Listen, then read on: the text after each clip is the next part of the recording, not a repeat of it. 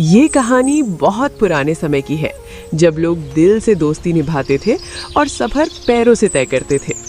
एक गांव में 4 पक्के मित्र रहते थे। मेहनत ही मेरी पूजा है। एक किसान, हाथों का हुनर ही मेरी ताकत है। एक बढ़ई, हंसी में ही जीवन है। एक धोबी सब कुछ ईश्वर की माया है। और एक पुरोहित। चारों में इतनी गहरी दोस्ती थी कि सुख हो या दुख हमेशा साथ रहते थे। हम साथ हैं, बस यही काफी है। एक दिन पुरोहित ने सबको समझाते हुए कहा, भाइयों, जीवन का कोई भरोसा नहीं। आज शरीर साथ दे रहा है, कल पता नहीं देगा या नहीं। क्यों ना अभी ही तीर्थ यात्रा कर ली जाए। मित्रों, तीर्थ यात्रा आत्मा को शुद्ध करती है। हमें सोचना चाहिए। सबको बात जच गई और तय हुआ कि चारों पैदल ही लंबी तीर्थ यात्रा पर निकलेंगे। घर से निकलने से पहले ये भी तय हुआ कि हर कोई अपने अपने हिस्से का राशन साथ लाएगा, ताकि रास्ते में भूख की परेशानी ना हो। चलो तीर्थ यात्रा पर चलते हैं। रास्ते में काम आएगा।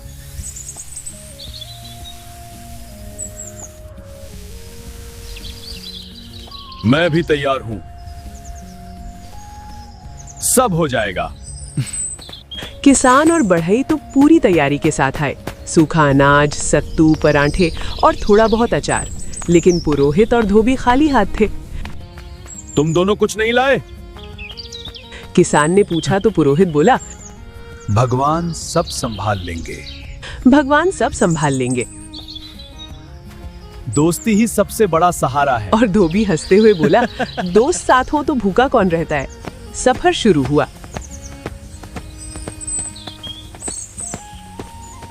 साथ का खाना अलग ही स्वाद देता है। पहले 2-3 दिन किसान और बढ़ई अपना राशन सबको बांटते रहे। चारों खाते पीते चलते रहे। लेकिन कुछ दिनों बाद सारा राशन खत्म हो गया। अब किसान ने साफ शब्दों में कहा, भाइयों, अब हमारा राशन खत्म हो गया है। भाइयों, अब हमारा सामान खत्म हो गया है। अब तुम्हारी बारी है। पुरोहित और धोबी एक दूसरे का मुंह देखने लगे। उनके पास तो कुछ था ही नहीं।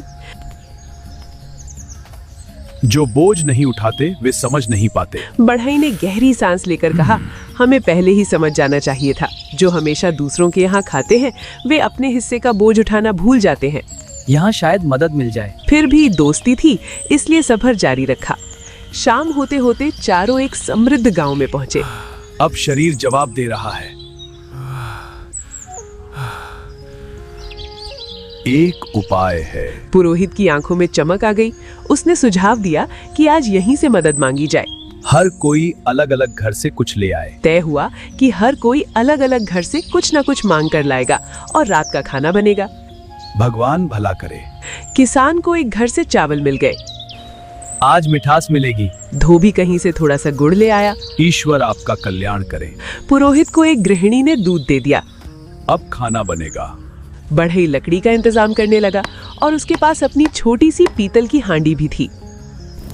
सब कुछ मिलाकर पकाने की तैयारी हुई। आग जली, हांडी चढ़ी।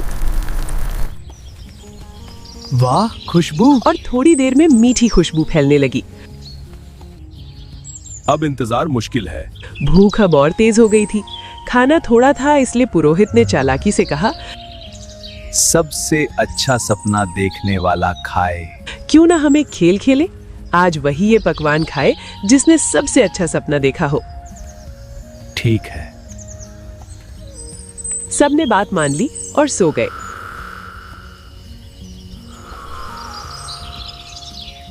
सुबह सबसे पहले पुरोहित उठा।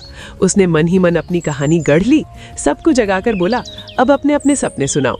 सबसे पहले पुरोहित बोला, मैंने देखा कि देवदूत मुझे स्वर्ग ले जा रहे हैं। देव सभा में मेरा सम्मान हो रहा है। धोबी बोला, मैंने देखा कि देवता खुद मुझे अमृत पिला रहे हैं। राजभोग। बढ़ई हंसते हुए बोला, मैंने सपना देखा कि मैं राजा बन गया हूँ और सोने की थाली में भोजन कर रहा हूँ। अब सबकी नजर किसान पर थी। किसान ने गंभीर होकर कहा, मेरा सपना बहुत डरावना था। मैंने देखा कि एक भयानक आदमी तलवार लेकर मेरे सामने खड़ा है और कह रहा है, अगर अभी खाना नहीं खाया तो जान से मार दूंगा। मैंने बहुत कहा कि दोस्तों को जगा लूं, लेकिन तुम सब अपने अपने सपनों में इतने मग्न थे कि मेरी आवाज ही नहीं सुनी। इतना सुनते ही तीनों चौंक गए। तभी किसान ने शांत स्वर में कहा, तुम सब अपने सपनों में थे। मैंने सोचा, एक स्वर्ग में है, एक अमृत पी रहा है और एक राजभोज में व्यस्त है। भूखा तो सिर्फ मैं ही हूँ। हांडी अब खाली थी। पुरोहित सिर पकड़कर बैठ गया। गलती हो गई। धोबी मुंह ताकने लगा। माफ करना। चालाकी हमेशा काम नहीं आती। और बढ़ई बोला, चालाकी हमेशा काम नहीं आती।